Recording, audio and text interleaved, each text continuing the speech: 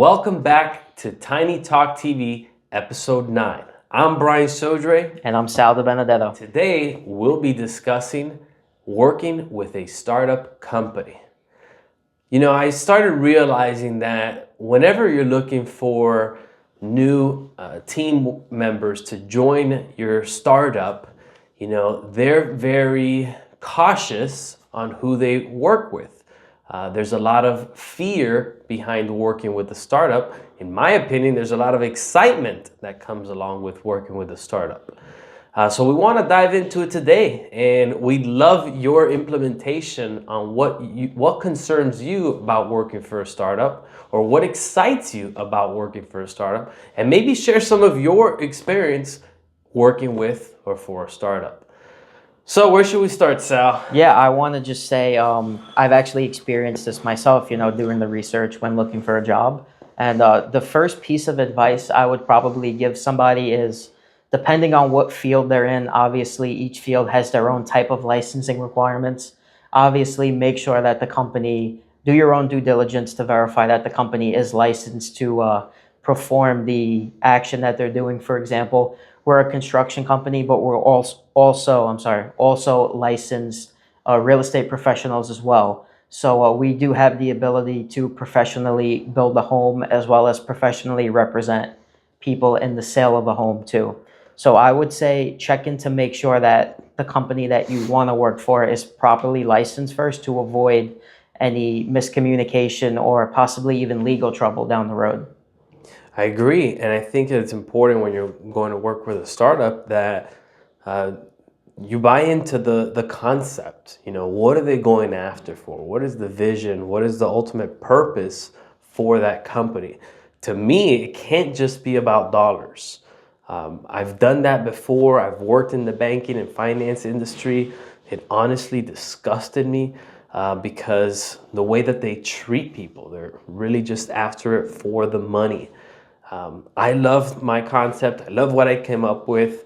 I sold myself on it, but I think right now, I was fortunate enough to add you onto the team and Angela Pena. But I think that there's still some fear, some holdback, and I get it. Listen, this is a new company. Will they make it or will they flop? I don't know. We don't know if we're going to make it or not. You know, we've got high hopes. We've gained a lot of traction. We've had some good outcome. But essentially is, do you align with that concept? Do you align with the goals? Do you align with the dreams? How do you fit in with the company? Does your goals align with our goals? Is there a space for you? I think those are all important questions when you're going to work with a startup. Yes, absolutely. And turning the viewpoint for a minute from an employee looking for a potential employer to work for, I would turn it to the customer's viewpoint from a second. I would say working with a startup from a customer's viewpoint could be a little nerve-wracking, but the one thing I could probably say is working with a startup does have its benefits because they have a reputation to build. So I feel like that startup is going to do everything in their power to make sure that your experience is good, versus like going with a big box or corporate company where their reputation's already established. And if your project or whatever service that you're asking for them to complete for you is not making them as much money, they can almost push you to the side, and that 1-star review out of millions probably it's not going to make a difference. Exactly, make a dent. No, and I'll give you personal examples. We've had the responsibility to take on whole house remodels. That's kind of our expertise. I recently transitioned to new construction because I love bringing nothing to life, from nothing to life. And part of the experience in the renovations aspect was, hey, I'm trying to build a name for myself. You know, if you need it, but maybe I missed it in my documentation because I'm new, I'm not perfect, then, don't worry about it. I'll fix it. I'll get it resolved. I'll make it happen.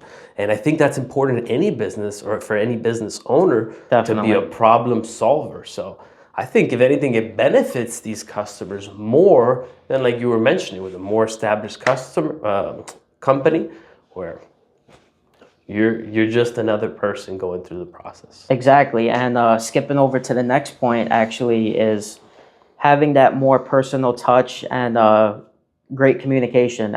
Even in Minneapolis, being a startup, we believe in great communication.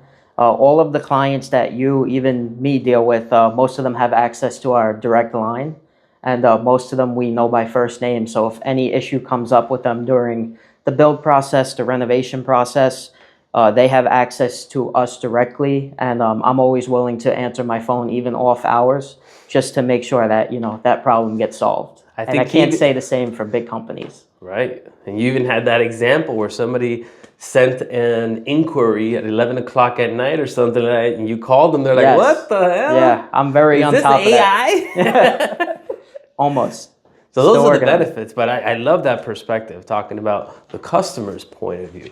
What's another positive of working with a startup? I would say more shifting back to the employee side of things, probably the flexibility and the customization.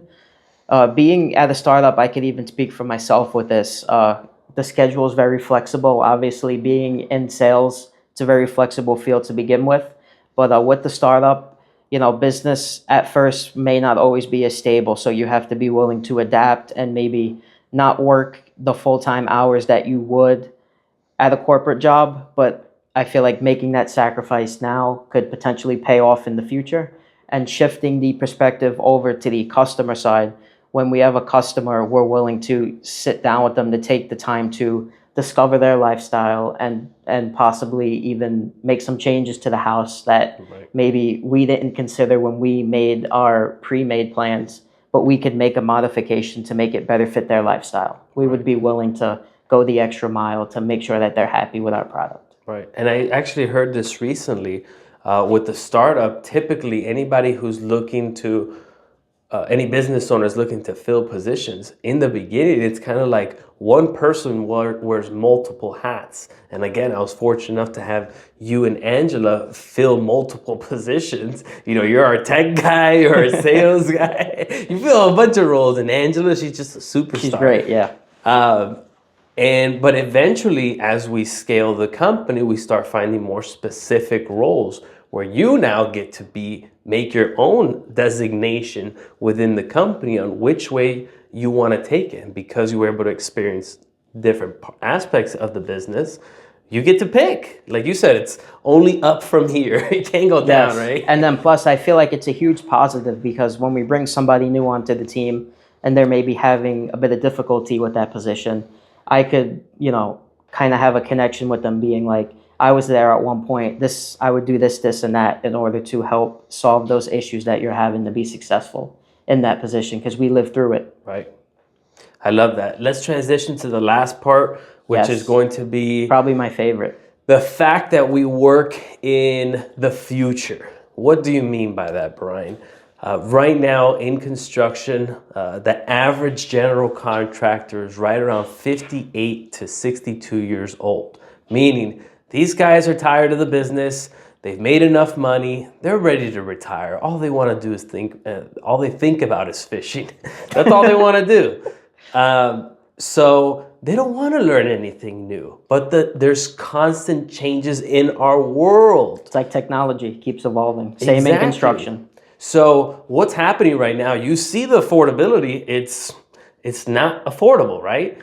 So a big part of that has to do with the construction cost. Well, how do we reduce construction cost? By prefabricating parts of the construction and making it easier to build, which requires less skilled labor, right? Well, if these products are already existing and they're becoming very popular, they have no contractors, very little contractors building using these materials, and we're one of the options.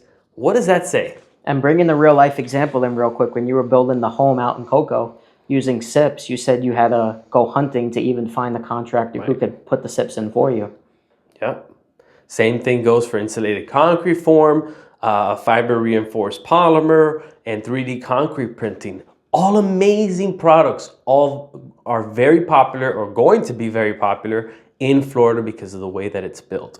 But again, not enough contractors open and willing to learn something new.